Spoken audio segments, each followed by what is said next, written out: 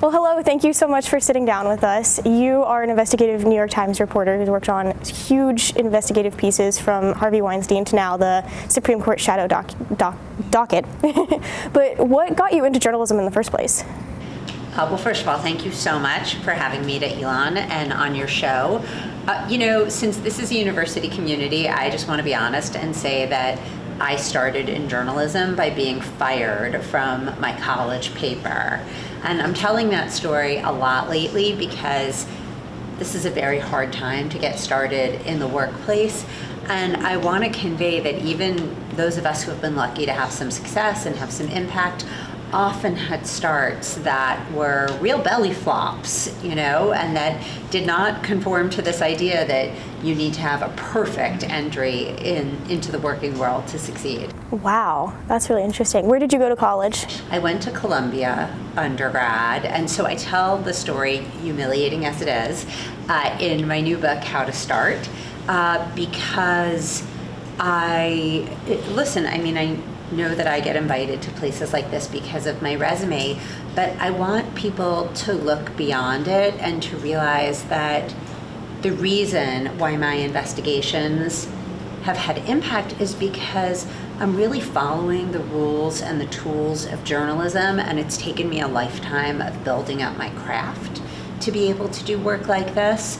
And when I started, I was a clueless feeling, 20-year-old from Staten Island, New York. Yeah, and your book talks a lot about how to get started because it's called, I'm trying to remember now. How to Start. Yes, How to Start. So if you were a college grad today, what would you say to yourself to get started? Oh man, I would want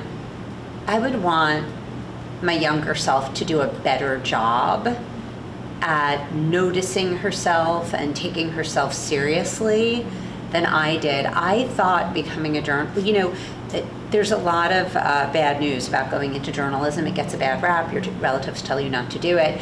But it was pretty much the same when I was in college in the 90s. And even though I devoured the news and periodicals and loved to read, I didn't think that journalism was something I could go into.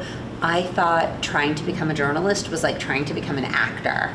That even if you were talented, the chances of success were very, very, very small.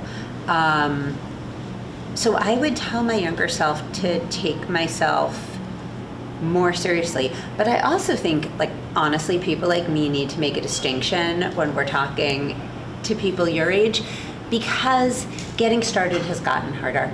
It was never easy. This life stage just involves some struggle, but what we're seeing now with the digitization of hiring, AI interviews, a very tough job market, I'm not mentioning these things to sound discouraging to anyone, but to say that there's a very interesting question right now, and this is what the book is about, is how do you look at this crazy environment for entry-level work and approach it with a positive, productive plan? Yeah. Because we don't want you guys, getting cynical and giving up on work even before you start. Yeah, and you've covered a lot of very emotional topics, from the Harvey Weinstein allegations of abuse and harassment to now the Supreme Court. How do you deal with that, outside of work? How do you find the balance, and how do you find these harder stories to tell? When Megan, my partner on the Weinstein investigation, was Megan Toohey, and when we speak to student audiences, we almost always get asked a variation of that question first, which is, how did you bear the trauma of the Weinstein investigation? And we love to shock people with our answer. We say, of course we shed tears in private. This is really horrible material. But the day you get to confront Harvey Weinstein is the best day at the office ever. And that's part of what I want people your age to see, which is that when you acquire some craft and when you acquire some expertise and you do the reps and you really build the muscles and you develop mastery in an area, which is what I want for each of you, it feels really good to exercise those powers. The Weinstein investigation was galvanizing because it felt like if we knew the truth, we could do something about it. Yeah. In your bio on the New York Times website, you talk about that you're interested in telling stories that others assume can't be told. Mm-hmm. What does that mean to you? To me, it's really about the core of investigative journalism. You know, I didn't really understand what investigative journalism was until I think I'd worked at the New York Times for a few years, but here's how I would define it. There are some secrets the rest of us should never know, right? They're private, they're off limits, they're irrelevant to public life, et cetera, et cetera. But there are some secrets that need to be brought into public view so that we can know the truth, so that we can discuss them, so that we can have a better public debate. The question of what Harvey Weinstein was really doing to women was one of those secrets. Now I'm working on stuff about the Supreme Court that I think is too hidden, that I think we'd have a healthier public debate about the Supreme Court if we knew more. So when I say that I like doing impossible stories, which I do, what I mean is that even at a time when journalism is on the defensive, or it can feel like truth is on the defensive, I want to expand the kinds of stories we can tell. People used to say, you can't write stories about sexual violence. It's too intimate. The women won't talk. Megan and I and a lot of other journalists showed that that's not true. People used to assume most of the time that we couldn't understand what was really happening at the Supreme Court, how power was really being exercised. I don't think that's true. I think we can understand more about it. Is there anything else we haven't had a chance to talk about yet today? That's a good question. I think what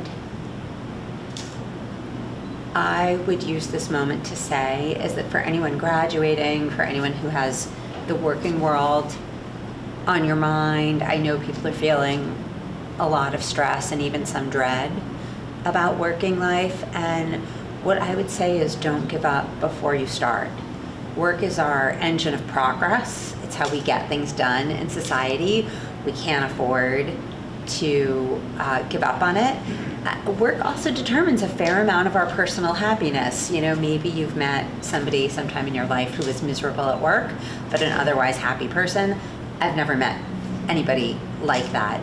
And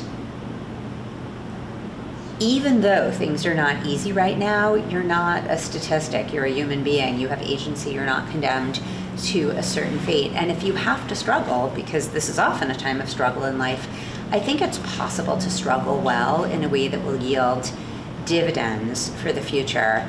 So that's what my book is about. And I think the most important thing I can say is don't give up before you start, because then you're going to put personal satisfaction even further out of reach.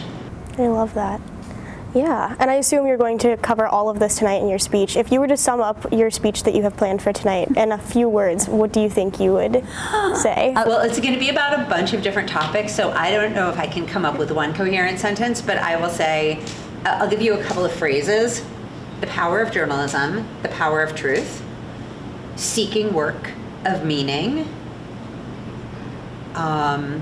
how to become the author of your own life and build a career that serves you and others, the law, the Supreme Court, what more we need to know and can learn about the Supreme Court, and the way that journalists scrutinize power. Yeah, that's awesome. Well, thank you so much for talking with me today. I can't wait to hear more. My pleasure.